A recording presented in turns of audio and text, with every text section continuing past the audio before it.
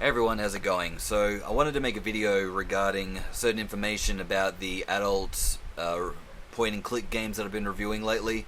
And so there's certain things that I want you guys to know, and so here it is. I'll try and keep this video as quick as I can and as relevant as I can. And so here's what's up. First thing I wanted to talk about is the structure of some of my reviews. I know that some of the first lot that I've done were a bit all over the place, and I apologize for that. What I was trying to do was just talk about the game with the knowledge that was in my head, as if I was speaking to a friend about it, like just in the living room as we're having a yarn. But then I realized, it didn't really work that well, especially because I forgot to mention certain things. So what I have now is a structure, and I'll quickly read out what that is just so that you guys, know what to expect in these future videos. So I'll always start off talking about the synopsis of the game, and I'll be reading the one that's actually written by the developers. If there's anything else I need to mention, or if I have to elaborate on it, because I feel like if some of the information is not, like if they don't give enough information, well then, I'll give the information I would feel like that I really needed before going into these stories. And of course, if you play as a male or female, or if you get to decide between the two, because those games, while rare, do exist. I always will mention what engine it's made on, because as we all know, I prefer the ren'py engine, which I was calling the ren'py until I found out it's actually pronounced ren'py. More on that later. But ren'py is extremely user-friendly, and so for those of you who play enough of these games, a lot of people typically do prefer the ren'py engine. So much, in fact, that some other games that are made with a different engine will then be remade by some third party, like it's an unofficial remake, but a remake nonetheless, using the ren'py engine. So that's how popular it is. So whatever engine it is, I'll definitely talk about that. I'll be discussing the format, whether it's like a sandbox game or a linear game, or like a linear game with like multiple different choices, or multiple endings, whatever. The genre, pretty self-explanatory. The graphics, or more so the art style, so if they've gone for more realistic style, if they've gone for more like Japanese style, and that can be of two ways, either the CGI Japanese style, similar to that of a modern day Final Fantasy game, or the typical cartoon drawn anime that everyone seems to be so familiar with. And of course, some of these games also look like American cartoon drawings, and then there's everything else as well. So, there's that. Characters, well, considering I really love these games, and I look at them more as being graphic, visual, and novel. Take two.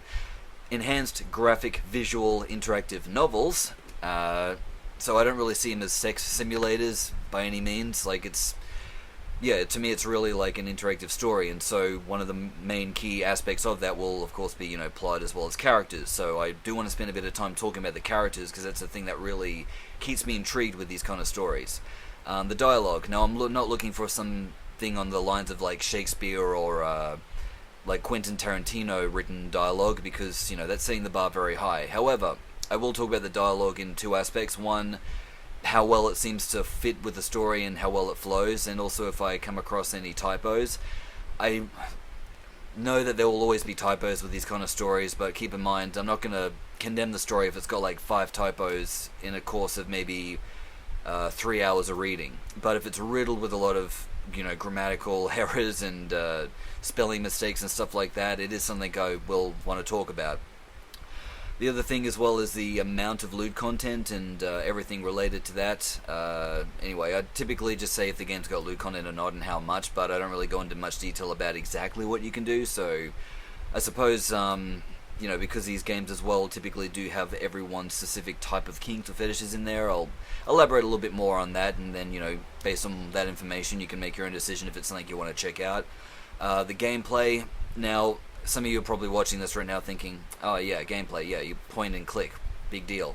Well no, there's a little bit more to it than that, in a sense, but some of them have a different way of approaching the point and click. Some of it is very straightforward in the sense that you just click the mouse in order to go to the next page, and every now and again you'll come across some options, and then you choose whether you want to maybe like, say this or not say this, or maybe do this action or not do this action.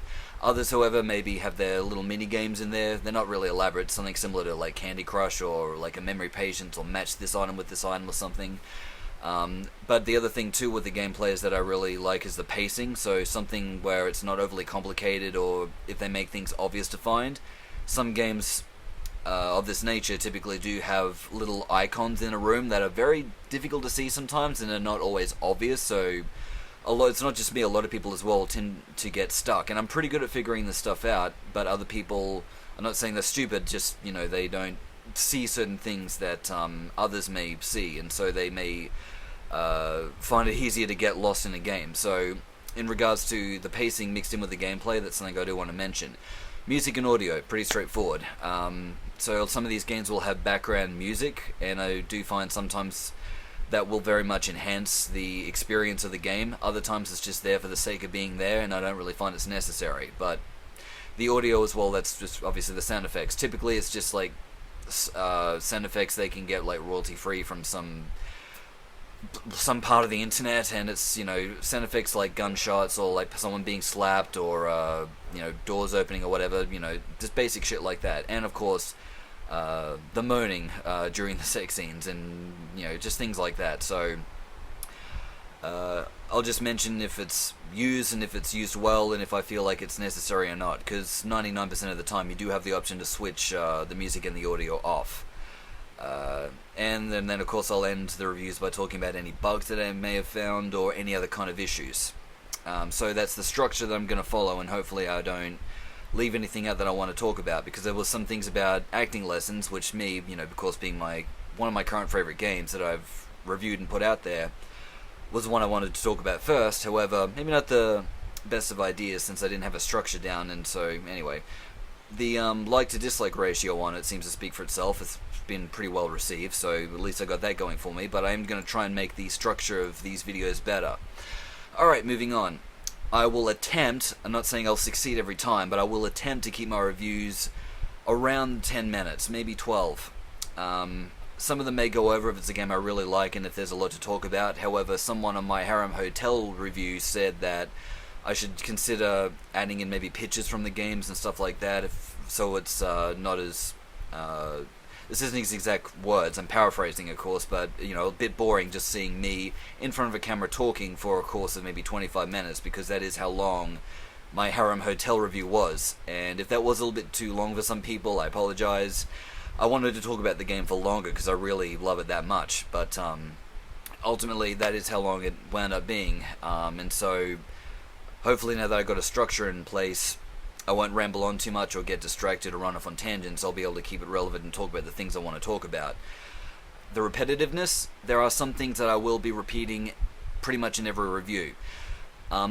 So the things that I'll be repeating every time would be when it comes to the structure of the game. I'll be giving the analogy whether it's a linear game, and the way I describe that is linear. It doesn't necessarily mean that it doesn't have multiple choices or multiple endings. It just means that the game is going in one direction. And the analogy I'll keep giving is if you're going down a stream and then you come to a section where basically you can narrow the boat that you're on, because you're on a boat, okay? That's the analogy I'm going with here.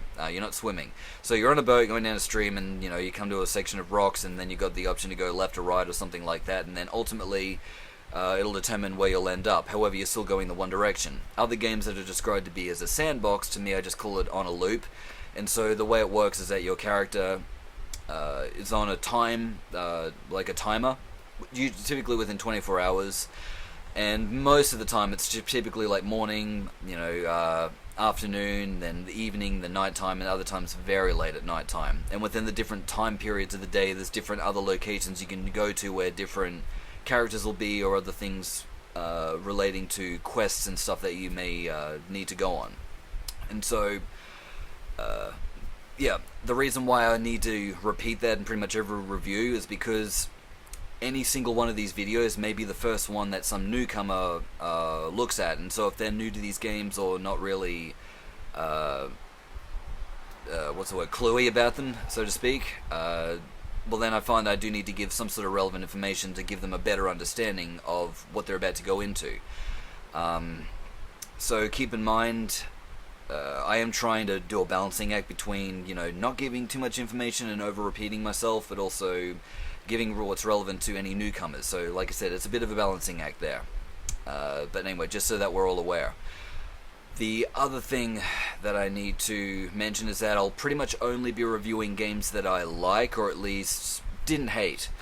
My reason for that is that, unlike AAA companies out there putting out video games for like PC or like PS5 or even PS4 and stuff like that, you know what I mean, like something that people consider to be a proper game. I can talk shit about those games if they're crap or full of bugs and stuff like that because, AAA companies are pretty much held to a much higher standard than the one or two people making these point-and-click games. So, I've found that for too long, AAA companies have been fucking over the little guy, aka us, and so they also have a lot of money, so they basically got the pockets to take the hit. If little old me comes online and then says, I didn't like this game for this reason, it's not really going to make a massive overall difference, but hopefully, if enough of us start doing that, for these big AAA companies, it may make them go, maybe we should, I don't know, finish the game before releasing it. However, when it's just one or two people making these point-and-click games, I don't think they're intentionally set out there to fuck over the little guy. They're basically doing what they can, and so I understand they don't have a big team.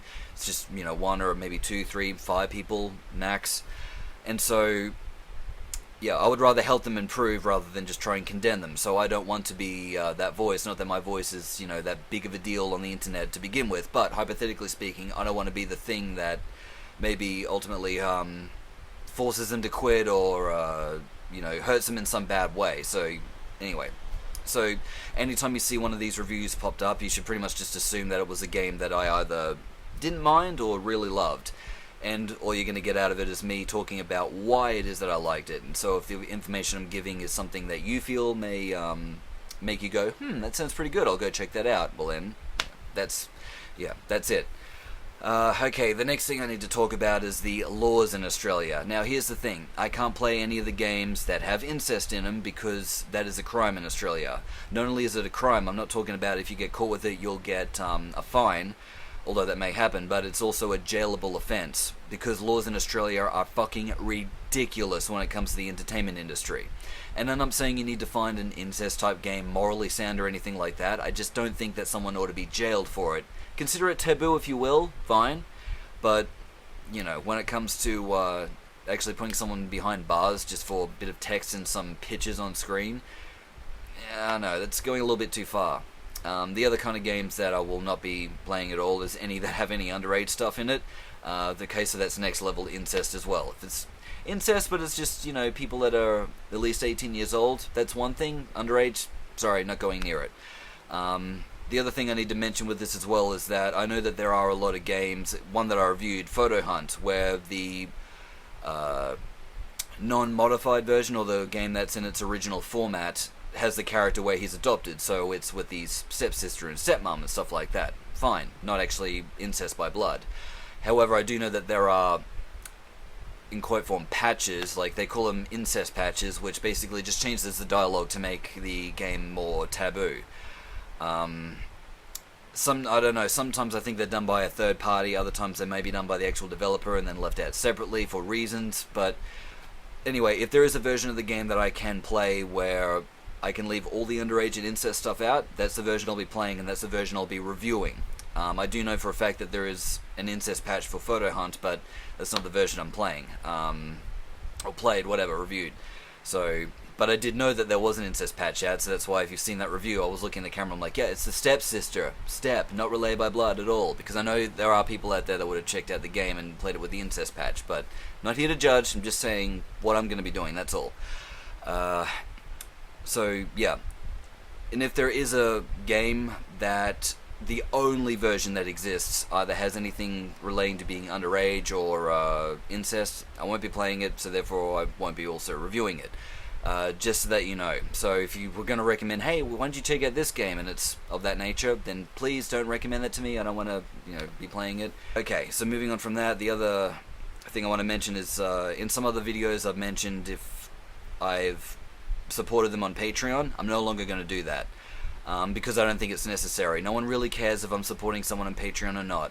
And not that I assume they did, I was just saying if I love a game so much, I will go and support them on Patreon. But at the end of the day, I think what's most important is that I'm just reviewing the game for what it is, and then other people can either check it out, and if they really enjoy it, they themselves can go consider supporting the artist. And so I do encourage people doing it. At minimum, it's usually just like $1 a month on Patreon, and so if you really love the game, let's say if 1,000 people just donated a dollar a month, hey, that person's getting $1,000 a month, and they can put that into making the game even better. So, again, I'm not going to be preaching and say, hey, you should definitely go like give these people money and blah blah blah. So again, it's optional, but just letting people know from now on, I'm not going to mention if I'm supporting the person on Patreon or not. And the last thing is that it comes to the ren'py engine. So as I've pointed out earlier in the video, I was mispronouncing it. At first I thought, is this pronounced ren'py? Nah, the way it's spelled, it would have to be pronounced ren'py, right? Yeah, what an idiot I was. But I did a bit of research on it and found out why it's pronounced ren'py. It's because they mixed two words together. The first one being ren'ay, or ren'y, sorry, which is the Japanese word for romance or romantic love, and then the pie coming from the word python, because it's the ren'py engine was adapted from the Python engine or Python coding, something to do with the word Python, and so, you know, ren'y, Python, you know, ren'py, so, yeah, just for trivia, that's why it's pronounced as such. So from henceforth, I'll be referring to that as ren'py. And that's about it. So anyway, hopefully you found this informative. And so the last thing I'll mention as well is that some of these games as well, like, I don't really want to be the guy mentioning if there is, you know, an incest patch or anything like that. But for the purpose of a thorough review, I feel like someone should mention it, but it can't be me. So instead I'll be getting my little fox friend here to do that. Say hello. Rude. For some reason I'm the only one that can hear what he's saying. I don't know why, but either way, there we go. So he'll pretty much be here, just, you know, tuning in every now and then with things that, you know, I don't want to talk about. So, you know, he can take the blame for it. He also was suffering amnesia a little while back, and so when I met him, and so, you know, he doesn't remember his name. So if any of you guys can come up with a name for him, I think he'd very much appreciate it, because me being unimaginative, I just keep calling him Fox. And I don't think he likes it very much. He's a smart one too. Alright, so that pretty much covers this review. So anyway, I guess me and my fox friend here will be seeing you in the next one. So I thank you for tuning in. You all have a great time, have a great day, and yeah, that's about all. Go play some games.